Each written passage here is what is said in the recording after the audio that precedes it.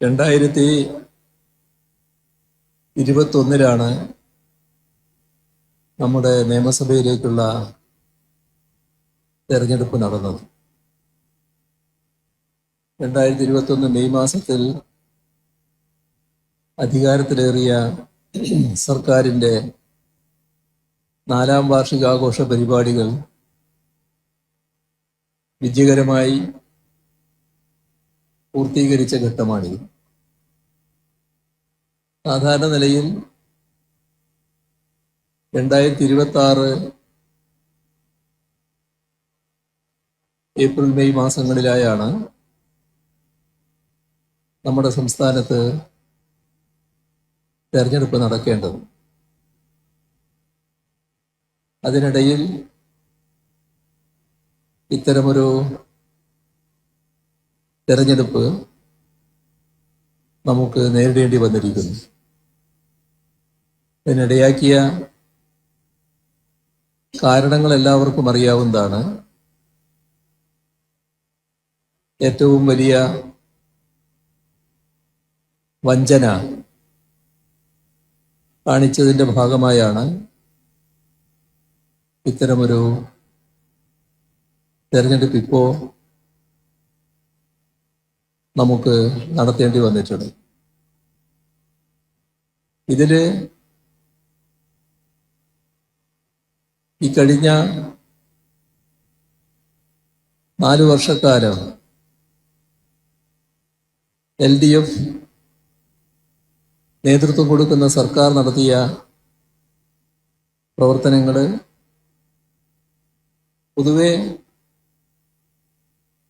നാട് സ്വാഗതം ചെയ്ത നിലയാണ്. എല്ലാ ജില്ലകളിലും സംഘടിപ്പിച്ച പരിപാടികളിൽ കാണാൻ കഴിഞ്ഞു. 2 തരത്തിലുള്ള പരിപാടികളായിരുന്നു. കാലത്ത് ജില്ലയിലെ വിവിധ തുറകളിലുള്ളവർ പങ്കെടുത്ത 500ഓളം പേർ പങ്കെടുത്തൊരു യോഗം.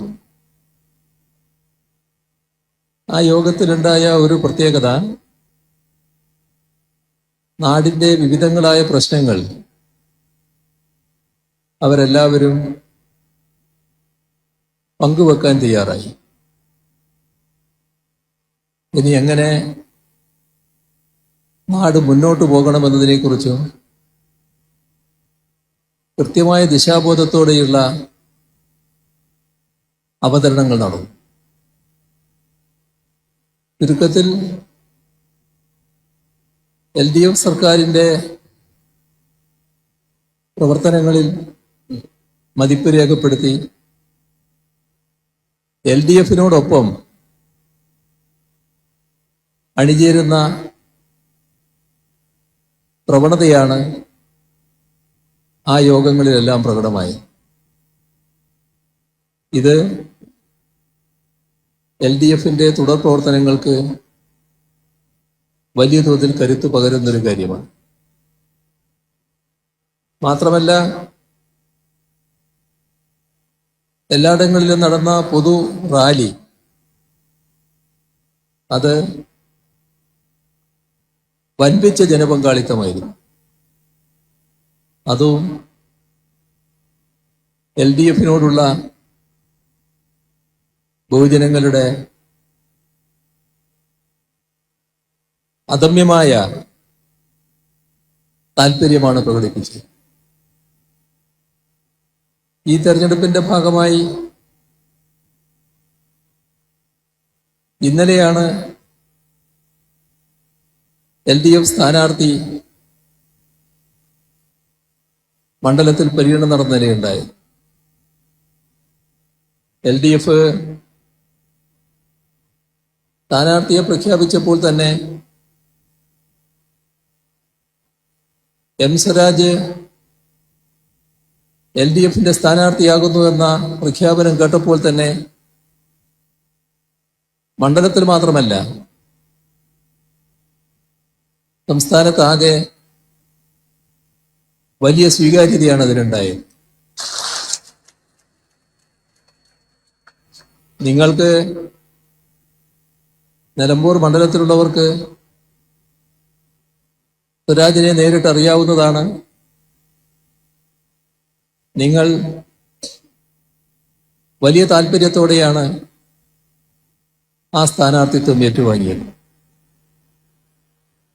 ഇവിടെ ഇന്നലെ ശ്രദ്ധിച്ച ഒരു കാര്യം, സാധാരണ നിലയിൽ LDF സ്ഥാനാർത്ഥി പ്രഖ്യാപനത്തിന് ശേഷം പര്യടനം നടത്തുമ്പോൾ LDFകാര് വലിയ തോതിൽ അടിച്ചുകൂടാറുണ്ട്. എന്നാൽ ഇന്നലെ കണ്ട ദൃശ്യം തീർത്തും വ്യത്യസ്തമായതാണ്. പതിവ് പോലെ LDFകാരുണ്ട്, എന്നാൽ LDFകാരാണോ, അറിയപ്പെടുന്ന LDFകാരാണോ ഇതേവരെ LDFന്റെ പരിപാടികളിൽ സജീവമായി പങ്കെടുക്കാത്ത ഒരു വിഭാഗം ആളുകൾ, അവരാണോ കൂടുതൽ ഉണ്ടായത് എന്ന് സംശയം തോന്നുമാറാണ് ഓരോ പരിപാടിയും നടന്നത് എന്നാണ് മനസ്സിലാക്കുന്നത്. അതിന്റെ ഭാഗമായി പ്രമുഖരായ LDF നേതാക്കൾക്കടക്കം വലിയ തള്ളൽ ഇന്നലെ അനുഭവിക്കേണ്ടി വന്നു എന്നും അറിയാനിടയായി. ഇതൊക്കെ കാണിക്കുന്നത് ഒരു പ്രത്യേക വികാരത്തോടെ സ്ഥാനാർത്ഥിത്വം നാട് സ്വീകരിച്ചിരിക്കുന്നു എന്നുള്ളതാണ്. അതില് ആശ്ചര്യമില്ല. ഇതേവരെയുള്ള പൊതുപ്രവർത്തനത്തിലൂടെ ക്ലീനായ ഇമേജ് നിലനിർത്തുന്ന സ്ഥാനാർത്ഥിയാണ് സ്വരാജ്. ഏതെങ്കിലും ഒരു വഴിക്ക് പോകുമ്പോൾ അയാൾ എന്നെ കാണാതിരിക്കട്ടെ എന്ന് മനസ്സിൽ ചിന്തിക്കേണ്ട ആവശ്യം സ്വരാജിനില്ല. ആരുടെ മുന്നിലും തല ഉയർത്തി തന്നെ നിർത്തി അഭിമാനത്തോടെ മുന്നണിയുടെ പ്രതിനിധിയായി വോട്ട് ചോദിക്കാൻ അദ്ദേഹത്തിന് സാധിക്കും. ഒരു കറകളഞ്ഞ വ്യക്തിത്വം അദ്ദേഹത്തിന് നിലനിർത്താൻ കഴിഞ്ഞിട്ടുണ്ട്. അതിൻ്റെ ഒരു തുടക്കമാണ് ഇന്ന് കാണുന്ന ഈ മഹാ ജനപങ്കാളിത്തമുള്ള കൺവെൻഷൻ. ഇതെല്ലാം കൊണ്ടും നല്ല തുടക്കമായി എന്നതാണ് പൊതുവെ എല്ലാവരും വിലയിരുത്തുന്നത്. LDFന് നല്ല നിലയിൽ മുന്നോട്ട് പോകാനാകും എന്നതാണ് പൊതുവായി ഉയർന്നു വന്നിട്ടുള്ള വികാരം. ഈ മണ്ണിൻ്റെതായ പ്രത്യേകതകൾ പലതുണ്ട്. കുഞ്ഞാലിയെ ഈ ഘട്ടത്തിൽ നാം എല്ലാം ഓർത്തുപോകും. പൊതുപ്രവർത്തനത്തിനിടക്ക് നിയമസഭാ പ്രവർത്തനത്തിനിടക്ക് കൊല ചെയ്യപ്പെട്ട കുഞ്ഞാലി ഇന്നും മണ്ഡലം, മലപ്പുറം ജില്ല, കേരളം വേദനയോടെ ഓർക്കുന്ന സംഭവങ്ങൾ. എന്നാൽ കുഞ്ഞാലിക്ക് മുൻപും നിലമ്പൂരിന്റെ മണ്ണ് പ്രത്യേകതയുള്ള മണ്ണ് തന്നെയാണ്. സ്വാതന്ത്ര്യ സമരത്തിൽ നിർണായക പങ്കുവഹിച്ചൊരു പ്രദേശം. കേരളത്തിലെ 1921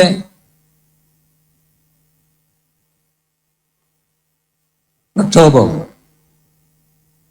കർഷക പ്രക്ഷോഭം, ആ കർഷക പ്രക്ഷോഭത്തിന് വാര്യംകുന്നത്ത് കുഞ്ഞഹമ്മദ് ഹാജിയൊക്കെ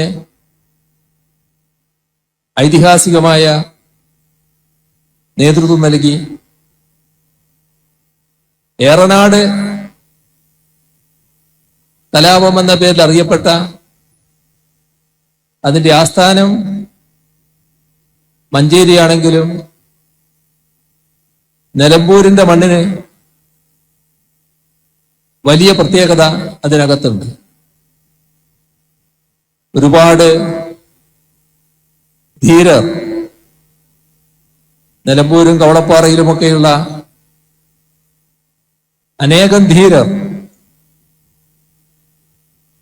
ജീവൻ കൊടുക്കേണ്ടി വന്ന ഒരു പ്രക്ഷോഭം. അന്തമാനിലേക്കടക്കം നാട് കടത്തപ്പെട്ടവർ, അതെല്ലാം ഇവിടെ നിലമ്പൂരിലുള്ളവരും ധാരാളം ഉള്ളതാണ് എന്ന് നമുക്ക് ഏവർക്കും അറിയാവുന്നതാണ്. ആ പ്രക്ഷോഭത്തിന് ഐതിഹാസികമായി നേതൃത്വം കൊടുത്ത വാര്യംകുന്നത്തിനെ ചതിയിലൂടെയാണ് പിടികൂടിയതും കൊണ്ടുപോയി കൊലപ്പെടുത്തിയതുമെന്നത് ഈ നാടിന് അറിയാത്ത കാര്യമല്ല. ഇവിടെ അടുത്തുള്ള ചോക്കാട് വീട്ടിക്കുന്നിൽ വെച്ചാണ് വാര്യംകുന്നത്ത് കുഞ്ഞഹമ്മദ് ഹാജിയെ പോലീസ് വളഞ്ഞ് അന്നത്തെ പോലീസ് വളഞ്ഞ് പിടികൂടുന്നത്. അതിനുപയോഗിച്ചത് തീർത്തും ഒരു ചതിപ്രയോഗമായിരുന്നു. വാര്യംകുന്നത്തിനെ കാണാൻ അദ്ദേഹത്തിന്റെ ഒരു സുഹൃത്ത്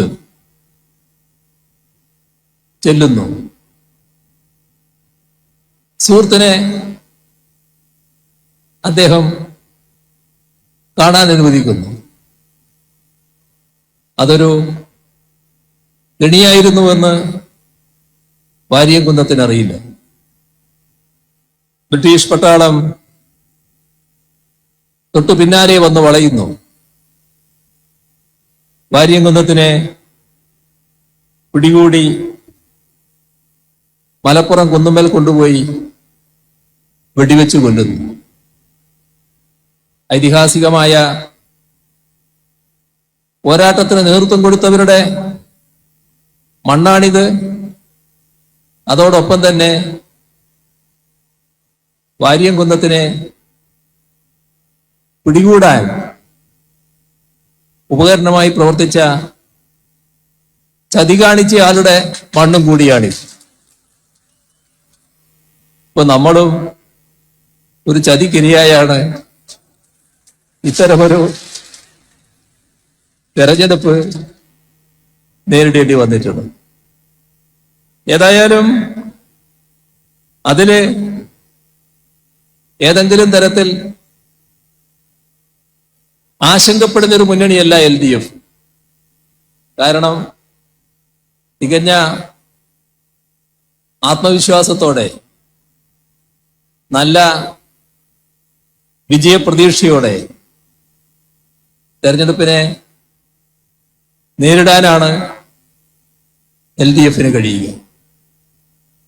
അതിനിടയാക്കുന്നത് ജനങ്ങൾ LDFന് നൽകുന്ന പിന്തുണ തന്നെയാണ്. ഇവിടെ ഓരോ ഘട്ടത്തിലും ആ പിന്തുണ ശരിയായ രീതിയിൽ ജനങ്ങൾ പ്രകടിപ്പിച്ചിട്ടുണ്ട്. എന്തുകൊണ്ടാണ് ഈ രീതിയിൽ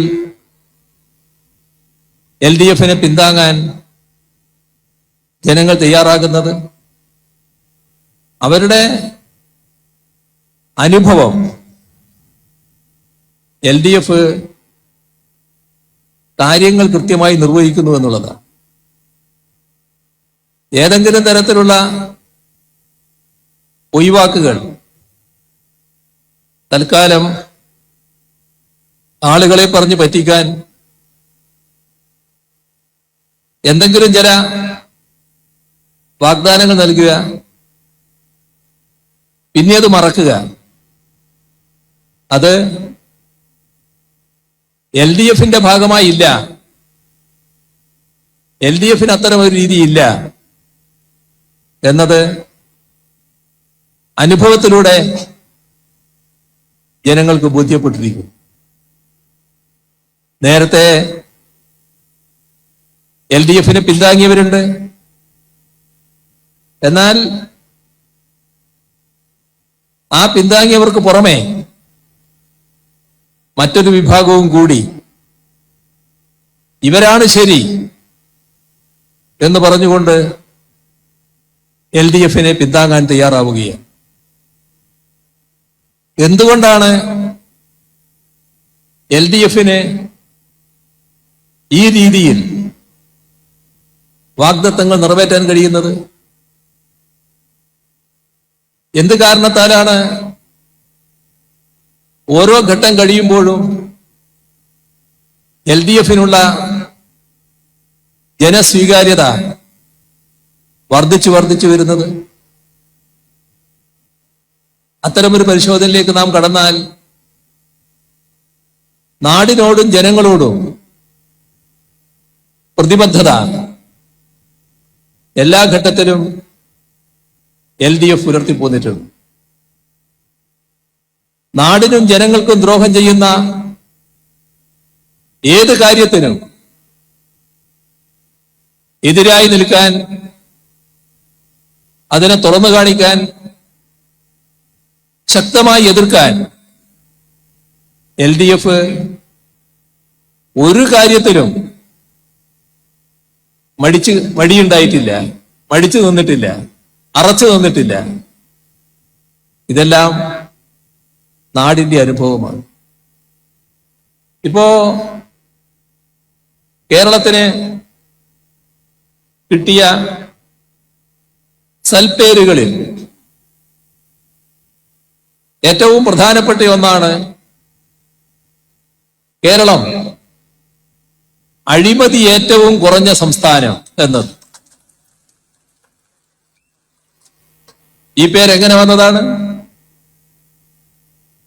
LDFന് നാടിനോടുള്ള പ്രതിബദ്ധതയുടെ ഭാഗമായി വന്നതാണ്. ഇവിടെ ഏതെങ്കിലും തരത്തിൽ തങ്ങൾക്കുള്ളത് ഇങ്ങോട്ട് പോരട്ടെ എന്ന് ചിന്തിക്കുന്ന ഒരു സംസ്കാരം LDF വളർത്തിയിട്ടില്ല. ജനങ്ങൾക്കാകെ ഉപകാരപ്രദമാകുന്ന കാര്യങ്ങൾ അത് നടപ്പാക്കാനും അത് കൂടുതൽ നല്ല രീതിയിൽ അഭിവൃദ്ധിപ്പെടുത്താനുമാണ് എല്ലാ ഘട്ടത്തിലും LDF ശ്രദ്ധിച്ചിട്ടുള്ളത്. ഇത് LDFനല്ലാതെ മറ്റേതെങ്കിലും മുന്നണിക്ക് സാധിക്കുമോ? LDFന്റെ ഘടന നിങ്ങൾക്ക് എല്ലാവർക്കും അറിയാം. LDFന്റെ ഭാഗമായി അണിനിരന്നിട്ടുള്ള കക്ഷികളെ നിങ്ങൾക്ക് എല്ലാവർക്കും അറിയാം. എല്ലാവർക്കും LDFന്റെ ഈ പൊതുരീതി, പൊതു സംസ്കാരം അംഗീകരിക്കാനും അതനുസരിച്ച് മുന്നോട്ട് പോകാനും കഴിയുന്നു. അങ്ങനൊരു അവകാശവാദം UDFന് മുന്നോട്ട് വെക്കാനാകുമോ? UDFന് മൊത്തത്തിൽ കഴിയുമോ? UDFലെ ഓരോ ഘടകകക്ഷിയെയും എടുത്ത് പരിശോധിച്ചാൽ ആ നിലയിലേക്ക് എത്താൻ ആ ഘടകകക്ഷികൾക്ക് സാധിക്കുമോ? നാടിന്റെ മുന്നിലുള്ള ഒട്ടേറെ അനുഭവങ്ങളുണ്ട്. അതിലേക്കൊന്നും ഇത്തരമൊരു ഘട്ടത്തിൽ ഞാൻ വിശദമായിട്ട് പോകുന്നില്ല. പക്ഷേ ഇതുപോലൊരു ഘട്ടത്തിലാണല്ലോ നാം അതെല്ലാം ആലോചിക്കേണ്ടത്. പണ്ട് വീരപ്പൻ ജീവിച്ചിരിക്കുന്ന കാലത്ത് ഒരു പത്രക്കാരൻ, മാധ്യമപ്രവർത്തകൻ വീരപ്പനെ കാട്ടിൽ പോയി കണ്ടൊരു വാർത്ത കേട്ടിരുന്നു. അപ്പോ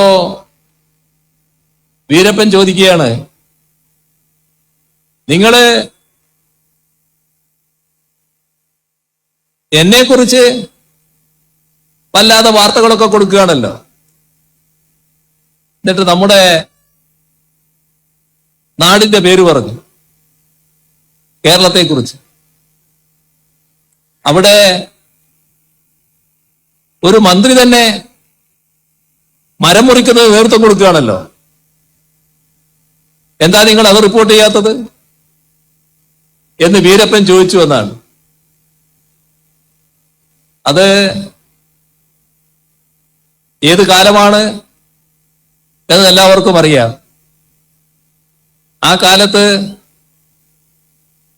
ആ മന്ത്രിയുടെ സഹായിയായി മരം വെട്ടുന്നതിന് അവിടെ ചെന്നതാരാണ് എന്നും നാട്ടിലേക്ക് ചെന്നതാരാണ് എന്നും എല്ലാവർക്കും അറിയാവുന്നതാണ്.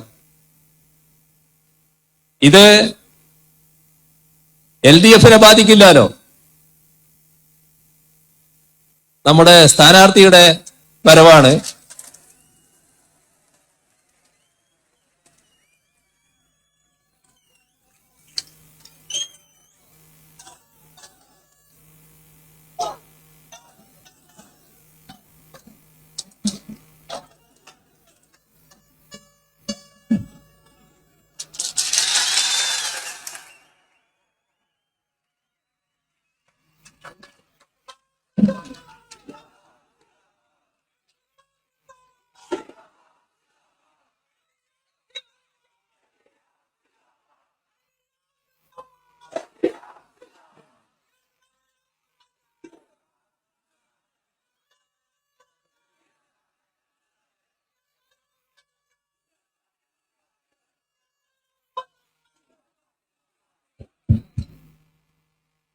ഞാൻ ഈ പറഞ്ഞ രീതിയിലുള്ള ഒരനുഭവം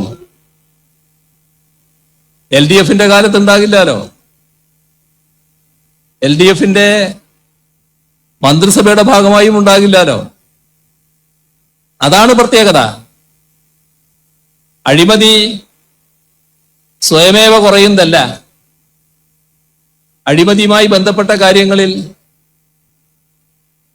ഭരണത്തിന് നേതൃത്വം കൊടുക്കുന്ന മുന്നണിക്ക് കൃത്യമായ നിലപാട് വേണം. അതാണ് LDF-നുള്ളത്. എല്ലാ കാര്യങ്ങളും സുതാര്യമായി നടക്കണം. ഇവിടെ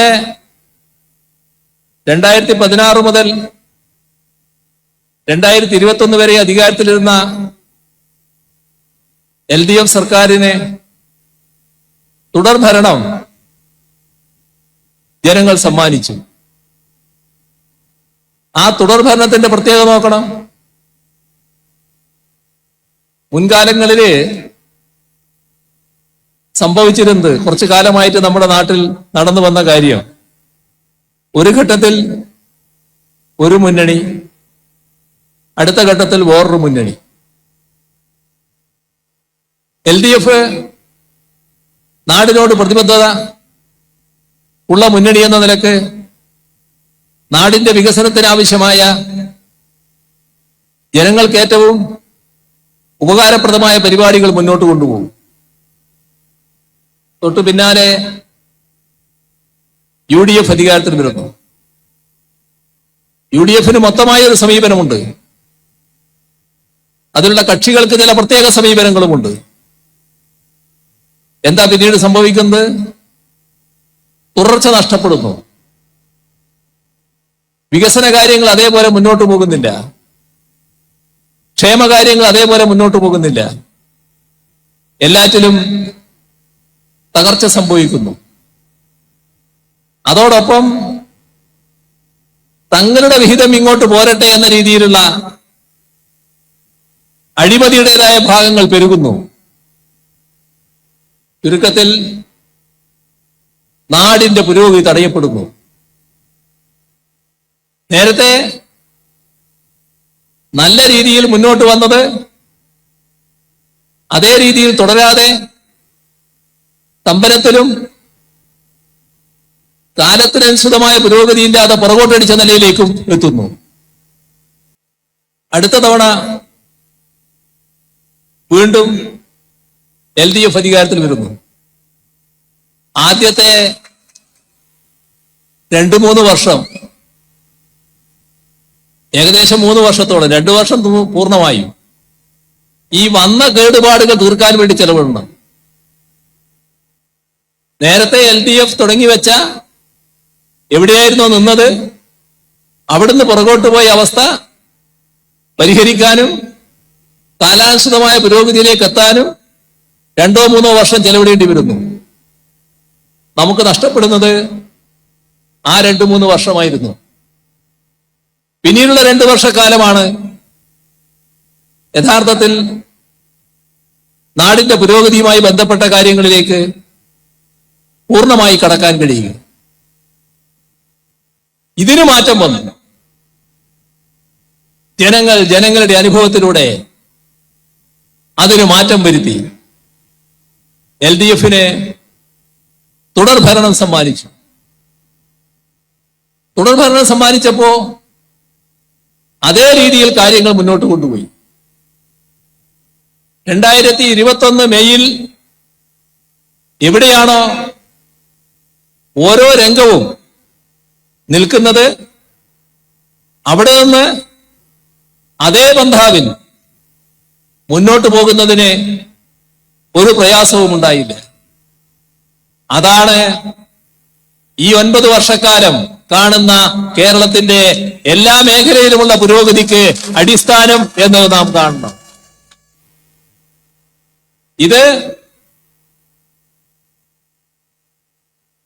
ഇതിനിടയ്ക്ക് ഞാനൊരു കാര്യം പറയാം. നമ്മുടെ ഈ പരിപാടി LDF-ന്റെ പരിപാടിയാണ്.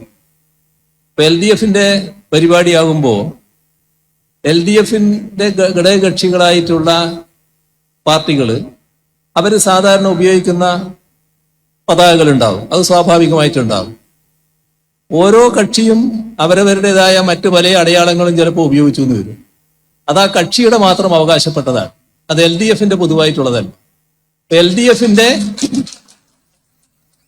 LDF-ന്റെ പൊതുവായ അടയാളങ്ങൾ മാത്രമേ ഇതുപോലുള്ള പരിപാടികളിൽ ആരും ഉപയോഗിക്കാവൂ എന്നതാണ് എനിക്ക് പൊതുവിൽ അഭ്യർത്ഥിക്കാനുള്ളത്.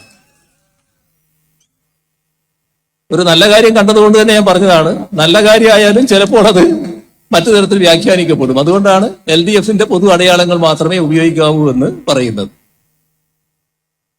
ഇത് ഞാൻ നേരത്തെ പറഞ്ഞു വന്ന കാര്യം, നമ്മുടെ സംസ്ഥാനത്ത് ഇടർച്ചയില്ലാതെ തുടർച്ച വികസന കാര്യങ്ങൾക്ക് ഉണ്ടാക്കാൻ കഴിഞ്ഞത് ജനങ്ങളെടുത്ത തീരുമാനത്തിന്റെ ഭാഗമാണ്.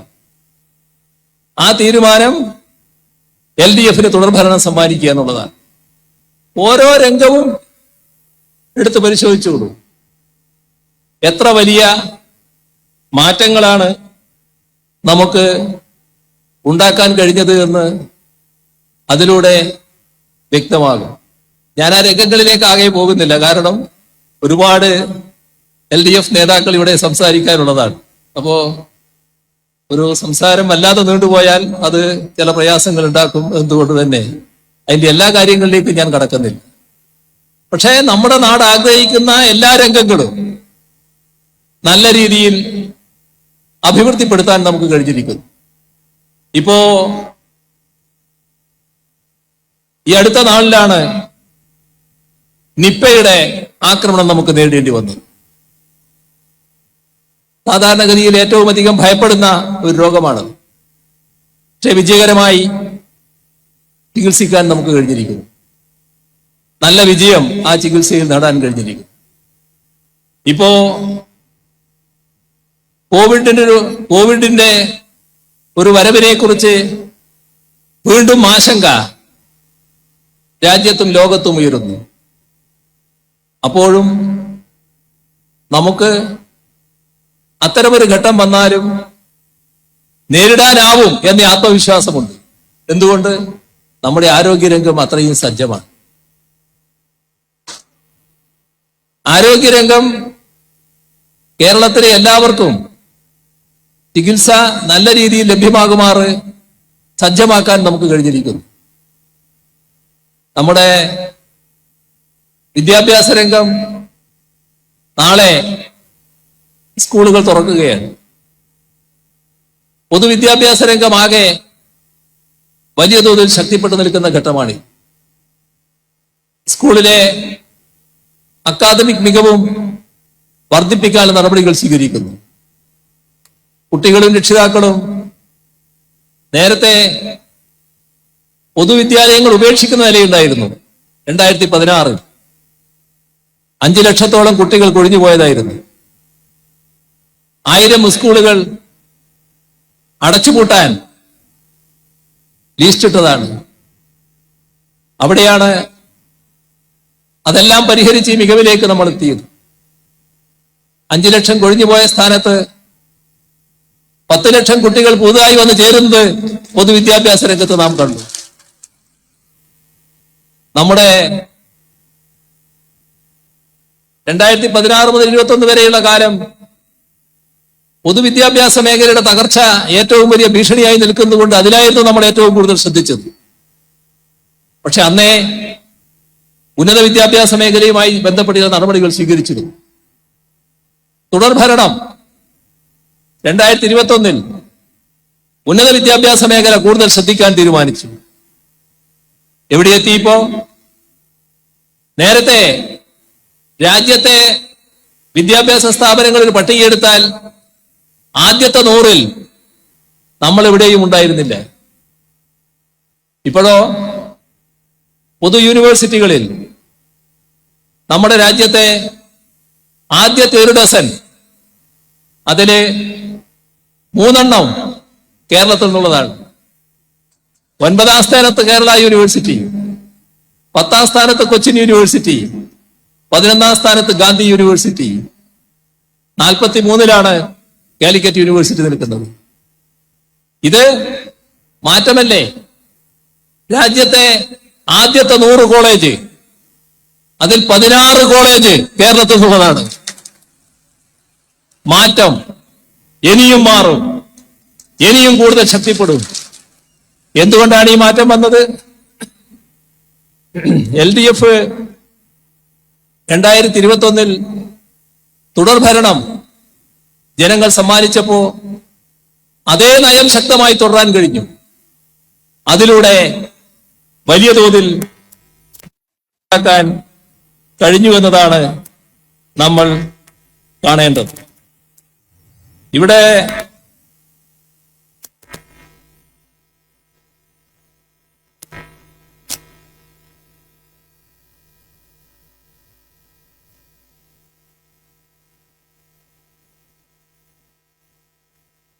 എല്ലാ കാര്യങ്ങളിലേക്കും ഞാൻ നേരത്തെ പറഞ്ഞതുപോലെ പോകുന്നില്ല.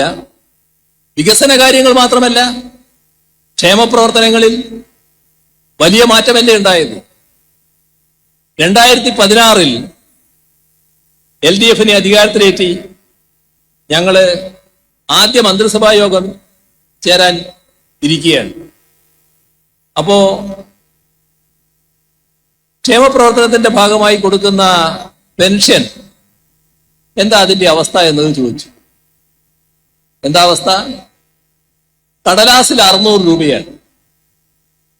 പക്ഷേ 18 മാസത്തെ കുടിശ്ശികയാണ്. ആ ക്യാബിനറ്റ് അന്നെടുത്ത തീരുമാനം ആ 18 മാസത്തെ കുടിശ്ശികയും കൊടുത്തു തീർക്കാനായിരുന്നു.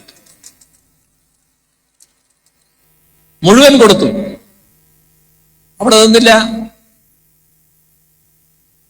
പിന്നീട് വർധനവ് വന്നു. ഇപ്പോഴോ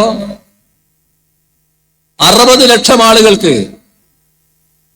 600 അല്ല 1600 രൂപ വീതമാണ് കൊടുക്കുന്നത് മാസം തോറും. ഈ കഴിഞ്ഞ വാർത്ത കണ്ടില്ലേ നിങ്ങൾ? 3200 രൂപ നമ്മുടെ പെൻഷൻ അർഹതയുള്ളവർ വാങ്ങുന്ന ആ കാഴ്ച. നമ്മുടെ കേരളത്തിലെ നമ്മുടെ കൂടെ ജീവിക്കുന്ന സഹോദരങ്ങൾ, വീടില്ലാത്തവർ, അവർക്ക് സ്വന്തം വീട് ഒരു സ്വപ്നമായിരുന്നു. ആ സ്വപ്നത്തോടെ മണ്ണടിഞ്ഞു പോവുകയായിരുന്നു. ലൈഫ് മിഷൻ 5 ലക്ഷം വീട് നിർമ്മിക്കുമെന്ന് പറഞ്ഞു. 4.5 ലക്ഷത്തിലധികം വീട് ഇപ്പോ നിർമ്മിച്ച് അവിടെ ആളുകൾ താമസിക്കുകയാണ്. ബാക്കിയുള്ളത് അടുത്ത മാസങ്ങളിൽ പൂർത്തിയാകാൻ പോകുന്നു. നമ്മുടെ പലയിടങ്ങളിലായി ഭൂമിയുടെ അവകാശം തങ്ങളുടെ കയ്യിൽ ഇല്ല എന്ന് വേവലാതിപ്പെടുന്ന ആയിരക്കണക്കിന് ആളുകൾ ഉണ്ടായിരുന്നു. ഈ 9 വർഷം കൊണ്ട് 4 ലക്ഷത്തിൽ പരം പട്ടയങ്ങളാണ് കൊടുത്തു തീർത്തത്. ഇതെല്ലാം ജനങ്ങളോടുള്ള പ്രതിബദ്ധതയുടെ ഭാഗമായി സംഭവിക്കുന്നുണ്ട്. നമ്മുടെ സംസ്ഥാനം വ്യവസായത്തിന് പറ്റാത്തൊരു സംസ്ഥാനം എന്നായിരുന്നു ആദ്യം കണക്കാക്കിയിരുന്നത്. വ്യവസായ സൗഹൃദ അന്തരീക്ഷമേ ഇല്ല. ആ പട്ടികയ്ക്ക് എടുത്താൽ നമ്മൾ വളരെ പുറകിൽ. 2016 മുതൽ നാം നടത്തിയ പ്രവർത്തനം, നിയമ ഭേദഗതി, ചട്ടങ്ങൾ ഭേദഗതി, കേരളത്തിന്റെ മാനസിക ഘടനയിൽ മാറ്റം വരുത്താനുള്ള ഇടപെടൽ, അതുമായി ബന്ധപ്പെട്ട എല്ലാവരെയും ചേർത്തുകൊണ്ടുള്ള ചർച്ചകൾ 2021 LDF അല്ല അധികാരത്തിൽ വന്നിരുന്നത് എന്ന് സങ്കല്പിക്കുക. അവിടെ കടക്കും. പിന്നെ അതിന് തുടർച്ചയുണ്ടാവില്ല. 2021 LDF അധികാരത്തിൽ വന്നപ്പോ അതിന് തുടർച്ചയുണ്ടായി. എന്ത് സംഭവിച്ചു? ഈ രാജ്യത്തെ നമ്പർ 1 സംസ്ഥാനം നിക്ഷേപ സൗഹൃദ കാര്യത്തിൽ കേരളം നമ്പർ 1 എന്ന നില നേടാൻ നമുക്ക് കഴിഞ്ഞു. നിക്ഷേപ സംഗമം നടത്തിയപ്പോ ലോകത്തെ പ്രധാനപ്പെട്ട, ഇന്ത്യയിലെ പ്രധാനപ്പെട്ട ഒട്ടേറെ സ്ഥാപനങ്ങൾ വന്ന് 1.5 ലക്ഷം കോടിയിൽ പരം രൂപയുടെ നിക്ഷേപ താൽപര്യ പത്രമാണ് ഒപ്പിട്ടത്. കേരളം കുതിക്കുകയാണ്, വലിയ തോതിൽ മാറുകയാണ്. IT രംഗം വൻ മാറ്റത്തിന് വിധേയമാകുന്നു. നമ്മുടെ എല്ലാ IT പാർക്കുകളും വലിയ തോതിൽ വികസിച്ചിരിക്കുന്നു. 2016 നിന്ന് വളരെ മുന്നോട്ട് പോയിരിക്കുന്നു. ഇനിയും മുന്നോട്ട് പോകാനാണ് പോകുന്നത്. 3 IT പാർക്കുകൾ വരാൻ പോകുന്നു. നാഷണൽ ഹൈവേയുടെ ഭാഗമായി IT കോറിഡോർ വരുന്നു. നമ്മുടെ ചെറുപ്പക്കാർ ആഗ്രഹിക്കുന്ന ഒരു തൊഴിൽ മേഖലയാണത്. കാർഷിക രംഗം വലിയ അഭിവൃദ്ധി. 2016 ഇരട്ടി എന്ന നിലയിലേക്ക് കാർഷിക രംഗം അഭിവൃദ്ധിപ്പെട്ടിരിക്കുന്നു. നെൽകൃഷിയുടെ കാര്യം തന്നെ അഭിവൃദ്ധിപ്പെട്ടിരിക്കുന്നു. ഏത് മേഖല എടുത്താലും ഈ അഭിവൃദ്ധി കാണാൻ നമുക്ക് സാധിക്കും. ഇതാണ് LDF കേരളത്തിന് നൽകിയിട്ടുള്ള കാര്യം. അത് തിരിച്ചറിഞ്ഞുകൊണ്ടാണ് LDFനെ വലിയ തോതിൽ ജനങ്ങൾ പിന്താങ്ങിയിട്ടുള്ളത്. ഇതെല്ലാം എന്തുകൊണ്ടാണ് കഴിയുന്നത്?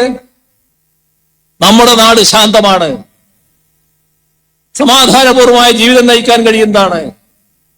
ഒരു വിഭാഗത്തിനും പ്രത്യേകമായി ആശങ്കപ്പെടേണ്ട കാര്യമില്ല. നമ്മുടെ കേരളം വിട്ടുനോക്കൂ, അങ്ങനെയാണോ അവസ്ഥ? അടുത്ത കാലത്ത് യുണൈറ്റഡ് ക്രിസ്ത്യൻ ഫോറം അവർ പ്രസിദ്ധീകരിച്ചൊരു കണക്കുണ്ട്.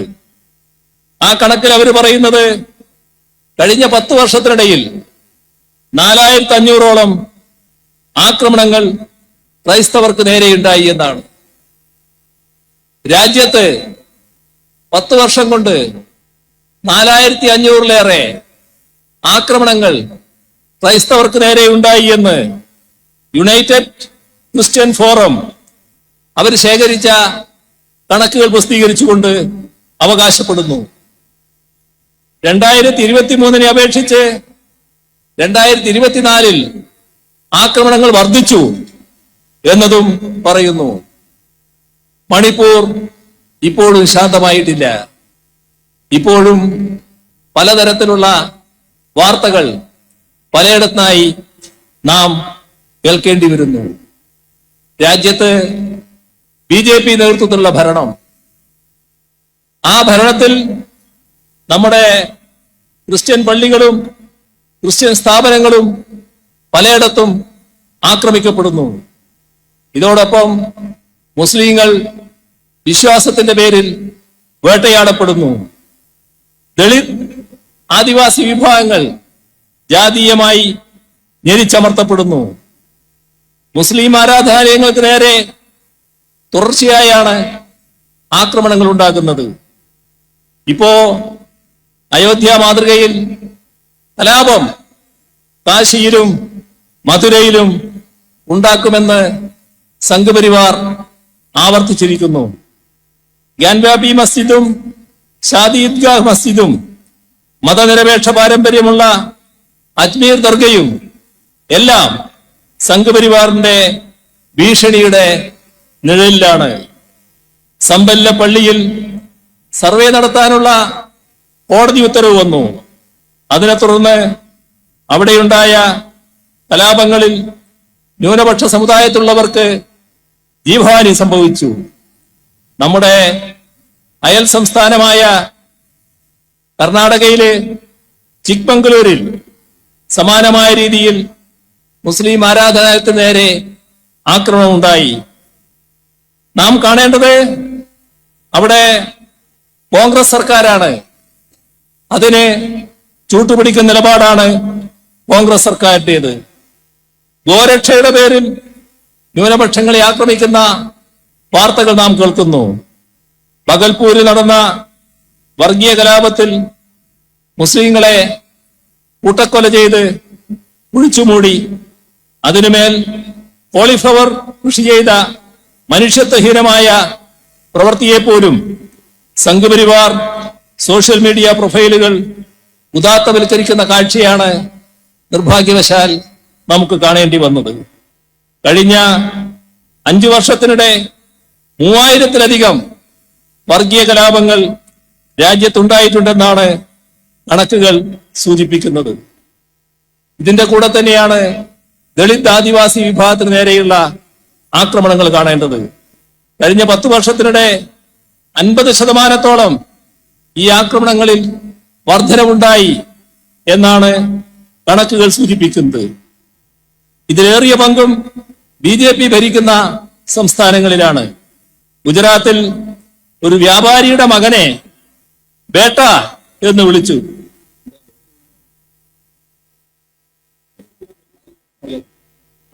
മോനെ എന്ന് വിളിക്കുന്നത് പോലെ വിളിച്ചു തന്നു. ബേട്ട എന്ന് വിളിച്ചു. അതിന്റെ പേരിലാണ് ആ ദളിത് യുവാവിനെ തല്ലിക്കൊന്നത്. ഇതാണ് രാജ്യത്തിന്റെ ചില ഭാഗങ്ങളിൽ കാണുന്നത്.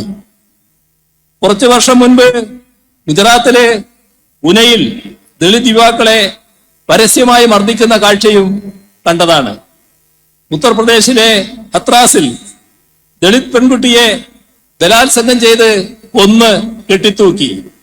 കേസിലെ പ്രതികളെ സംരക്ഷിക്കുന്ന നിലപാടാണ് അവിടെയുള്ള BJP സർക്കാർ സ്വീകരിച്ചത്.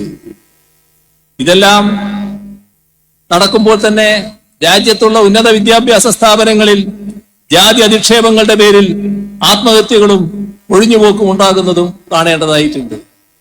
ഇത്തരത്തിലുള്ള ഒന്നും ഇല്ലാതെ ശാന്തമായ ജീവിതം നമ്മുടെ കേരളത്തിൽ നയിക്കാൻ സാധിക്കുന്നു. അവിടെയാണ് കേരളത്തിന്റെ പ്രത്യേകത. ആ പ്രത്യേകത LDFന്റെ പ്രഖ്യാപിതമായ നിലപാടിന്റെ ഭാഗമായിട്ട് കൂടിയുള്ളതാണ്. വർഗീയതയോട് വിട്ടുവീഴ്ചയില്ലാത്ത സമീപനം സ്വീകരിക്കുന്നു. വർഗീയ ശക്തികളോട് വിട്ടുവീഴ്ചയില്ലാത്ത സമീപനം സ്വീകരിക്കുന്നു. ഇവിടെ വർഗീയതയോ വർഗീയ ശക്തികളോ ഇല്ലാത്തതുകൊണ്ടല്ല, അവർക്ക് തലപൊക്കാനാവുന്നില്ല എന്നതാണ് LDF ഭരണത്തിന്റെ പ്രത്യേകത. ഇതെല്ലാം വെച്ചാണ് ഞങ്ങൾ ഇതിന്റെ തുടർച്ച ഉണ്ടാവണം എന്നാഗ്രഹിക്കുന്നത്. അതിനെ നിലമ്പൂരിൽ ഞങ്ങൾ സഖാവ് സ്വരാജിനെ സ്ഥാനാർത്ഥിയാക്കി നിർത്തിയിരിക്കുന്നു. നിങ്ങളുടെ ഏറ്റവും പ്രിയങ്കരനായ ഒരു സ്ഥാനാർത്ഥിയാണ്. ഇനി അത് കൂടുതൽ വോട്ടോടെ അദ്ദേഹത്തെ വിജയിപ്പിച്ച് നിയമസഭയിലേക്ക് അയക്കുന്നതിലൂടെയാണ് നിങ്ങൾ തെളിയിക്കേണ്ടത്. അദ്ദേഹത്തെ ഞങ്ങൾ അവിടെ കാത്തിരിക്കുന്നു. നിങ്ങൾ ഇവിടുന്ന് വിജയിപ്പിച്ചയക്കുക എന്ന് മാത്രം അഭ്യർത്ഥിച്ചുകൊണ്ട് അവസാനിപ്പിക്കുന്നു. നിങ്ങൾക്ക് എന്റെ അഭിവാദ്യങ്ങൾ.